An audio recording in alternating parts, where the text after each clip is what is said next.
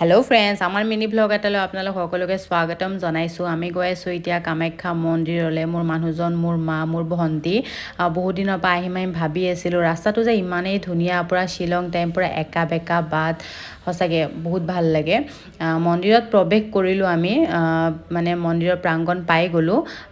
মাক দিবলৈ শৰাই এভাগ লৈ আছোঁ আৰু হৈ গ'ল এতিয়া লোৱা। ব'লক আমাৰ লগত এতিয়া। ফাইনেলি আমি কামাখ্যা পাই গ'লোঁ। এতিয়া ব'লক আমাৰ লগত দৰ্শন কৰোঁ।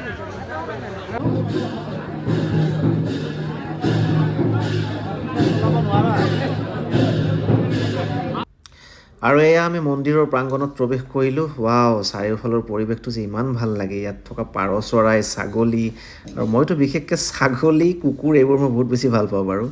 এয়া ভণ্টিও, তাইও খুব মানে জীৱ জন্তু প্ৰেমিক। আৰু আমি আটাই গৈ আছোঁ এতিয়া। ওচৰত এটা পুখুৰী আছে, ভাবিলোঁ গাড়ী মটৰে আহিছোঁ, অকণমান নিজকে গাত পানী ছটিয়াই লওঁ, শুদ্ধি কৰি লওঁ। আৰু আমি এনেকৈ গৈ পেলাই গণেশ মন্দিৰ এটা আছে ওচৰত। একচুৱেলি মা কামাখ্যাত যোৱাৰ আগত গণেশ মন্দিৰ দৰ্শন কৰিলে বেছি ভাল আৰু আহি দেখোঁ ইয়াত শাৰী পাতি ইমান মানুহ, ইমান বেছি লাইন, আৰু ভাবিছোঁ বহুত দেৰি লাগিব। আমি ফাইনেলি আজি ৰাতি 9-10টা বাজি যাব। চ' ভাবিলোঁ আমি অকণমান ফটো উঠি লওঁ। ফটোটো মেইন, আন্ধাৰ হ'লে ফটো উঠিব নোৱাৰি। সঁচাকৈ দেই, ফটো মেইন বুলি এইটো কাৰণে ক'লোঁ। দেখিছে আপোনালোকে, মানে ফটো উঠাৰ কাৰণে মানুহবিলাকে কেনেকুৱা হাল্লা কৰি আছিলে। আৰু আপোনালোকে চাওকচোন, এইবিলাক কি বা মোৰ মানুহজনে কি বা বনাই থৈ দিছিলে, ভিডিঅ'ৱে উঠাই আছিলে নে ফটোৱে উঠাই আছিলে গম নাপাওঁ আৰু দেই। এতিয়াহে চাই মোৰ হাঁহি উঠিছে। মানে ভণ্টিও বা কি বা কৰি আছিলে, ময়ো বা কি কৰি আছিলোঁ, এতিয়া মানে হাঁহি উঠিছে সঁচাকৈ দেখি। চাওকচোন পজিশ্যন মোৰ।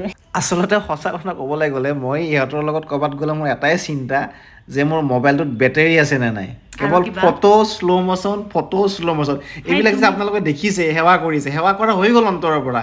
এতিয়া আকৌ নতুন ফটোশ্বুটৰ কাৰণে সেৱা কৰি আছে। তোমাৰতো কোৱা ন, তোমাৰতো কোৱা, তুমি কি নুঠা নেকি? মই মাককে এবাৰ এটা অকণমান ষ্টেপ এটা ল'বৰ কাৰণে পাহৰি গৈছিলোঁ। মই মাক নিজে লৈছোঁ। হ'ব, তোমালোকৰ এইবিলাক চোৱা, মই বনাই দিয়া কি ধুনীয়াকৈ বনাইছোঁ। আৰু এয়া মন্দিৰৰ প্ৰাংগণ দৰ্শন হৈ গ'ল আমাৰ। আৰু এতিয়া 2:30 বাজিছে আৰু এতিয়া গেটো খুলিছে। চ' আমি ব'লক, আমি আকৌ শাৰী পাতোগৈ।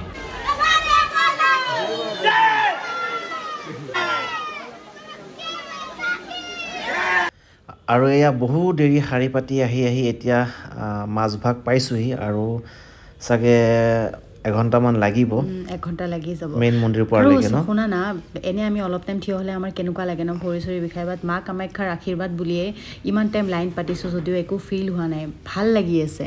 এইটো ভগৱানৰ শক্তি, মা কামাখ্যাৰ গডছ পাৱাৰ, মা কামাখ্যাৰ আশীৰ্বাদ, মা কামাখ্যাৰ আশীৰ্বাদ।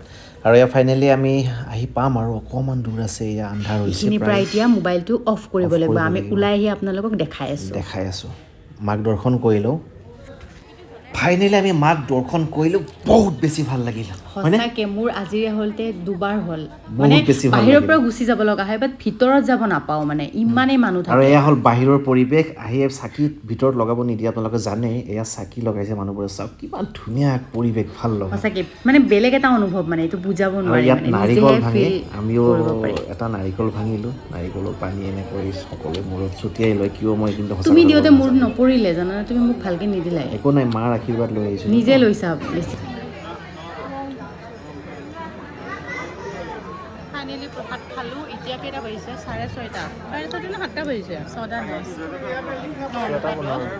দৰ্শন হৈ গ'ল। এতিয়া ঘৰত যাম।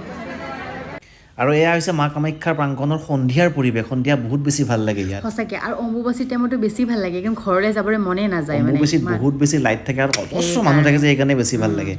আৰু ইয়াত যে সৰু সৰু দোকানবোৰ দেখিছে, চব লৈ ল'ব মন যায় মোৰ দেখিলে। আগতে বহুত নিছোঁ, আকৌ নিবলৈ মন যায় ন। সৰু সৰু মূৰ্তিবোৰ সঁচাকৈ। সঁচাকৈ আজি কামাখ্যা মন্দিৰ আহি বহুত বেছি ভাল লাগিল। বিয়াৰ পিছত প্ৰথমবাৰ আহিছোঁ যদিও একদম দেহ মন গোটেই আত্মা শুদ্ধি হৈ গৈছে। আপোনালোকে যদি অহা নাই, প্লিজ এবাৰ দৰ্শন কৰিব, ভাল পাব। আজিলৈ সামৰিছোঁ।